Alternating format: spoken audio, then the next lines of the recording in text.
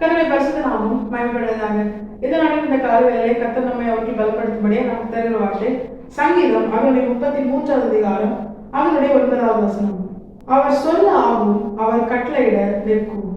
கர்த்தருடைய பரிசுத்த நாமம் மகிமைப்படுவதாக. இந்த நாளில் இந்த வசனத்தை கொண்டுதான் தேவதேவர்களாக நம்மை இன்று அவர்கள் பலப்படுத்துகிறார். இந்த வசனத்தை வாசிக்கும் பொழுதே தேவர்களாக நம்முடைய இருதயம் கர்த்தருக்குள் பலப்படுவதை நம்மால் உணர முடியும். ஏன்னா தேவர்களாகிய நாம் ஆராதிக்கிற தேவன் சாதாரணமானவர் அல்ல, அவர் சர்வ வல்லமை உள்ளவர். இன்று நாம் கண்டு வியக்கிற இந்த வானத்தையும் பூமியையும் அதில் உள்ள யாவையும் அவர் தம்முடைய வார்த்தையினால் சிருஷ்டித்தார். தேவர்களாகிய நாம் பெற்றுக்கொண்ட பெரிய பாக்கியமே உண்மையான ஜீவனுள்ள தேவனை நாம் அறிந்து கொள்ளும்படியால் கர்த்தர் நமக்கு பாராட்டின அவருடைய பெரிதான கிருபைதான். எல்லா ஆசீர்வாதத்திற்கும் மேலான ஆசீர்வாதமாகிய தேவனால் நமக்கு தரப்பட்ட மீட்பை ரட்சிப்பை நாம் பெற்றுக்கொண்டதுதான். தேவர்களாகி நாம் விசேஷித்தவர்கள். இந்த வசனம் நம்முடைய தேவனை குறித்துதான், அவருடைய வல்லமையை குறித்துதான் அது தெளிவாய் சொல்கிறது. நம்முடைய தேவன் சொல்ல ஆகும், அவர் கட்டளையிட நிற்கும். இன்று எந்தெந்த காரியங்கள் நம்முடைய வாழ்க்கையில நமக்கு பெரியதா இருக்கிறதோ, நம்முடைய திராணிக்கு மேலானதா இருக்கிறதோ, நம்மால் முடியாததா இருக்கிறதோ, நம்முடைய கற்பனைக்கு அப்பாற்பட்டதா இருக்கிறதோ, அது எல்லாமே நம்முடைய தேவனுக்கு ஒரு விஷயமே கிடையாது. அவருடைய பார்வைக்கு இதெல்லாம் அற்ப காரியம், அது ஒண்ணுமே கிடையாது. அவர் சொல்ல அது ஆகும், அது அப்படியே நடக்கும். 100வது வயதிலே ஆபிரகாமின் சரீரம் செத்த நிலையில் இருந்த போதிலும், சாராளின் கர்ப்பம் செத்த நிலையில் இருந்த போதிலும், தேவன் சொன்ன வார்த்தையின்படியே உயிருள்ள ஈசாக்கை தேவன் அவர்களுக்கு சுதந்திரமாக கொடுத்தார். வனாந்திரத்திலே கண்மலைக்குள் இருந்து தேவன் அவர்களுக்கு குடிக்கும்படியான தண்ணீரை கொடுத்தார். எந்த ஆயத்தமும் இல்லாமல் எகிப்திலிருந்து புறப்பட்ட அந்த ஜனங்களை 40 வருஷம் வனாந்திரத்திலே எந்த குறைவும் இல்லாமல் திருப்தியாய் வானத்தின் அப்பத்தினால், வானத்தின் மன்னாவினால் அவர் போஷித்தார். அவர் சொல்ல அது ஆகும், அது அப்படியே நடக்கும். அது எதுவா வேணாலும் இருக்கலாம். ஒருவேளை அது நம்முடைய திராணிக்கு முடியாததா இருக்கலாம், நம்முடைய பலத்திற்கு அது முடியாததா இருக்கலாம். இப்படி ஒண்ணு நடக்க வாய்ப்பே இல்லை அப்படிங்கிற ஒரு காரியமா இருக்கலாம். கர்த்தர் சொல்லுகிறார், அது எனக்கு ஒரு விஷயமே இல்லை. நான் சொல்றார், என்னுடைய கை குறுகி இருக்கிறதோ ஆண்டவர் கேட்கிறார். என்னுடைய செயல்கள், என்னுடைய கிரியைகள் இவ்வளவு தானோ என்று ஆண்டவர் கேட்கிறார். அதை தான் இந்த வசனம் தெளிவாய் சொல்கிறது.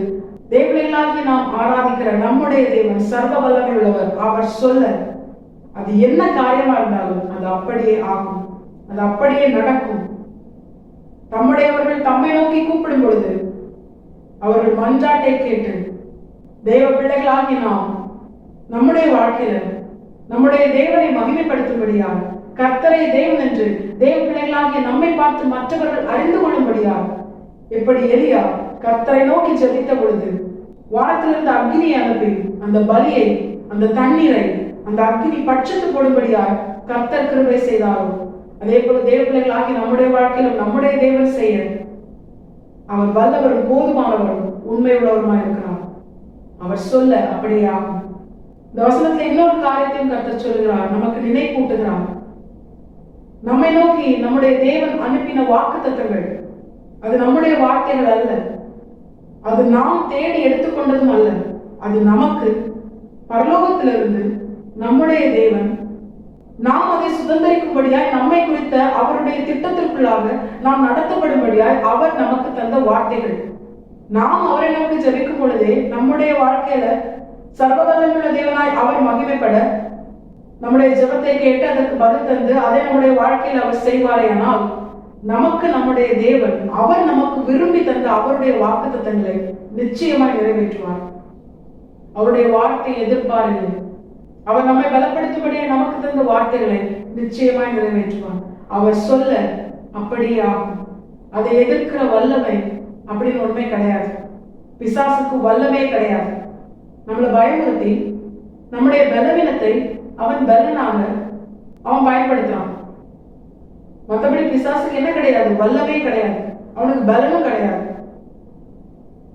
நம்முடைய தேவன், நாம் ஆராதிக்கிற, நமக்காக ஜீவனை தந்து நமக்காக உயிர் தழுந்து இன்றும் நமக்காக பிதாவாகிய தேவனிடத்தில் பரிந்து பேசிக் கொண்டிருக்கிற நம்முடைய தேவன் தான், ஆண்டவராக இயேசு கிறிஸ்து தான். அவரே வல்லமையாயிருக்கிறார், அவரே எல்லா அதிகாரத்தையும் உடையவராயிருக்கிறார். கர்த்தத்துவம் அவர் தோளின் மேல் இருக்கிறது.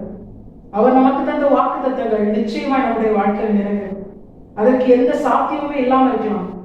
சூழ்நிலை தேவன் நமக்கு தந்த வார்த்தையை நாம் பெற்றுக்கொள்ள அனுகூலமாய் இல்லாமல் இருந்தாலும் நம்முடைய தேவன் அதை செய்ய வல்லவராய் இருக்கிறார். காற்றில்லாமல் போனாலும், மழை இல்லாமல் போனாலும், தண்ணி வரும் ஆண்டவர் சொன்னா அது நிச்சயமாய் தேவர்களாகி நமக்கு நம்முடைய வாழ்க்கையில நிறைவேறும். அவர் சொல்ல அப்படியே ஆகும். அது மாத்திரமல்ல, அவர் கட்டளையிட நிற்கும் என்று தாசனம் சொல்லுகிறது. தேவர்களாகி நாம் நம்முடைய வாழ்க்கையில அநேக காரியங்கள் நமக்கு எதிராய் நம்மை நோக்கி வரும் பொழுது நம்முடைய தேவன் சொல்லுகிறார், நான் கட்டளையிட அது நிற்கும். அது எதுவாக வேணாலும் இருக்கலாம். பிரவாகித்து ஓடுகிற யோர்தானா இருக்கலாம், நம்முடைய பாதையை மறைத்து கொண்டிருக்கிற, நமக்கு தடையாக இருக்கிற சிவந்த சமுத்திரமா இருக்கலாம், இல்லைன்னா நம்மளை அழிக்கும்படியா, நம்மை அடிமைப்படுத்தும்படியா நம்மை பின்தொடர்கிற பார்வனா இருக்கலாம். எதுவா வேணாலும் இருக்கலாம்.